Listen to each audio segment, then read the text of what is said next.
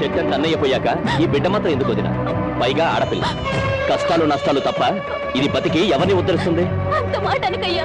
మీ అన్నయ్య పోయి 6 నెలలు కూడా కాలేదు.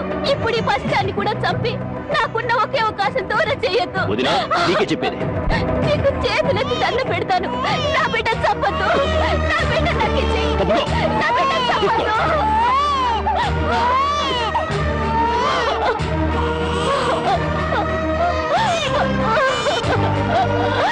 నా బిడ్డ చంపొద్దు.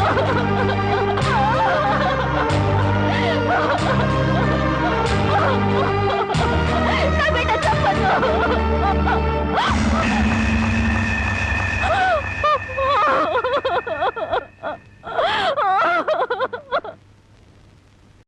ఆస్తి వ్యామోహంతో అన్న బిడ్డనే పొట్టను పెట్టుకున్నాడు. ఆ ఊరి పెద్ద వాడి మేనమావ. ఆయన అంట చూసుకుని వాడు చేస్తున్న అన్యాయాలకు లెక్కే లేదు. అసలు మన ఊరు ఆడపిల్లలంటే వాళ్ళకు చాలా లోకుగా ఉందయ్యా.